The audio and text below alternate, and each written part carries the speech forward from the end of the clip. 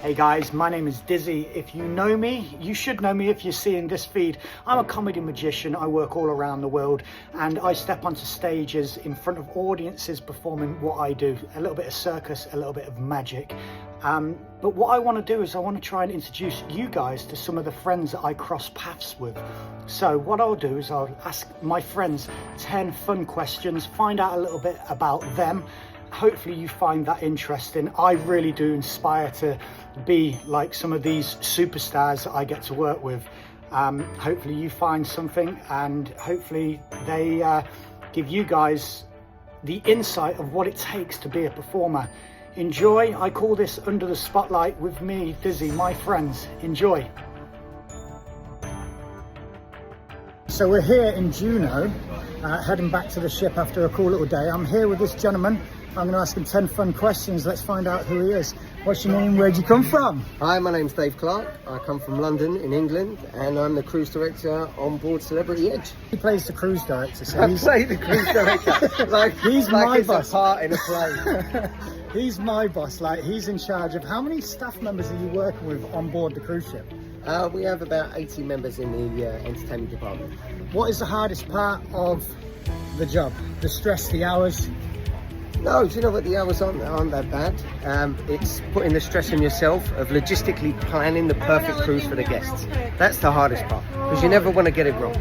You always want to make sure that everybody has the most amazing holiday. Let's talk about all of the ports, not just being on the Alaskan season, but what is your favorite port when you travel the world? Oh, we're very lucky. We get to hit pretty much all corners of the globe. Not being a Brit, but I do have to be a little bit biased. The Mediterranean is probably all round the most beautiful place that you could visit. And if I'm going to be very specific, which is tough, by the way, Montenegro. Okay, see, I would switch. I would say not the Mediterranean, but the Baltic. The Baltic going out of Amsterdam all the way up to St. Petersburg, which I think St. Petersburg is off limits at the moment. But so the last place would be Tallinn. Wow. Ooh. Yes, all right. Well, I mean, I'll give you that. It's pretty impressive. Did you ever get a chance to do Venice? Yes, I've done Incredible. Venice a few times. I closed the ship out, a celebrity ship. Yeah. I can't remember the name of it, but we closed it out and we spent a lot of time in Venice. Memorable then. Absolutely. Loved the place. Loved it, yeah. Why don't I remember the cruise? We'll tag it right here. When I first got into entertainment, I come from England and I got to work in a place called Jumping Jacks, which is a nightclub that you have to jump up onto a bar every, say, 30 to 45 minutes, and you have to dance and get the audience going. All drinks stop being served, you get on the bar. Well, there was a DJ behind the DJ booth, and he presented to me an opportunity to go to Butlins and audition. This gentleman has done exactly that same venture. Let's talk about Butlins, how much it means to the creativity and knowing all the skills that Butlins give you to getting on board. Do you use any of the skills? I'll explain a little bit more about what Butlins is, but every single one of them I still use today. It was probably the best training ground I could ever have as an entertainer, as a host, as a performer. They gave you the opportunity to grow and to craft your trade, as it were. They were so helpful and so resourceful in your progression that you could pretty much go on to do everything. And because they were so prestigious, most of the UK's top line entertainers came out of Butlins back in the day when we were there. And now that's where you'll find most of the people that come out of X Factor or Britain's Got Talent. They all end up at Butlins somewhere. Yeah, the workload that you had, it was pretty much 40 hours worth of work, but you'd be learning every single aspect of the entertainment world, whether it was hosting, comparing, you'd have to dance, you'd have to sing, you'd have to be part of the comedic roles of going around and for example, skin characters. They called it skin characters, where you'd have to dress up as all the different superheroes at the time. For me, I got to dress up as the Teenage Mutant Ninja Turtles, Spider-Man. Wow. The Power Rangers was one of them. Did you do any of the skin characters? You would never believe. One guy was sick one day and they asked me to do the Hulk. It was hilarious. I was the smallest Hulk in the history of Hulks.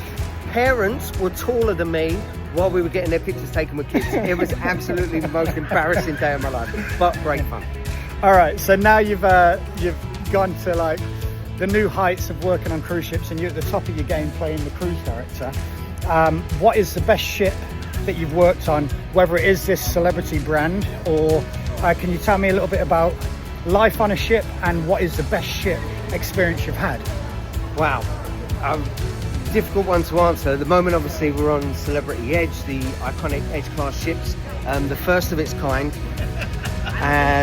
But I first started my celebrity journey on Solstice class ships, on Celebrity Silhouette.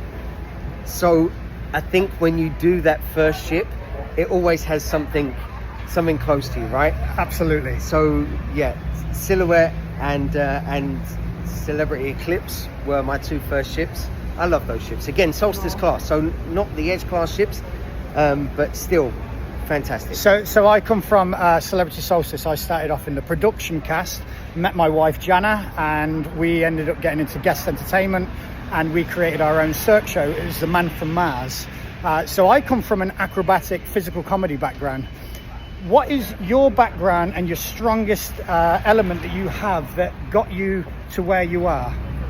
Are you sure you want to know the answer? I really do. I don't have any entertainment background. I was a butcher.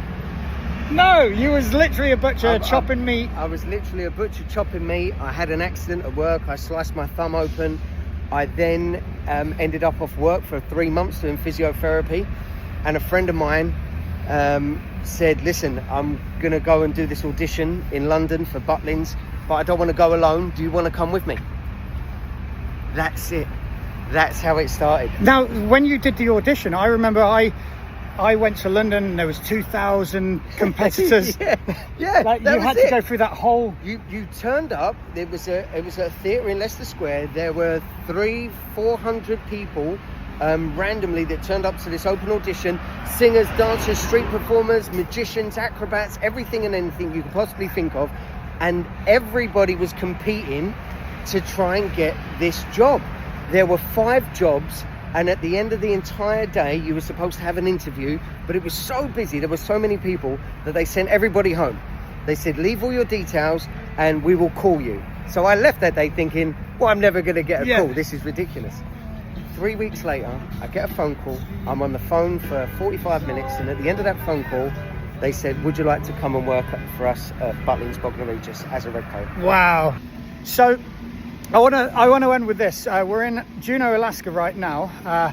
Because we're in Juneau, what would you recommend if somebody travels to an Alaskan cruise here in Juneau? For me personally, the highlight of 15 years traveling around the world and being in Alaska for several contracts, Mendenhall Glacier. If you were going to come here, come and do it properly. We took a helicopter ride to the glacier. We did dog sledding on a glacier. And then we went walking on a glacier. It was amazing. One of the best things I think I've ever done. All right, and I'm going to end one final question. If somebody, for the viewers at home are watching, they want to be a cruise director on a ship and be in your shoes, how do they do it? What recommendations would you give? And then give any social handles to what you do, so if they do want to reach out or follow you.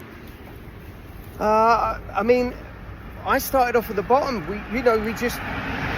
You worked your way up. You did your time at learning your craft. You hosted everything and anything, and you fought for your positions.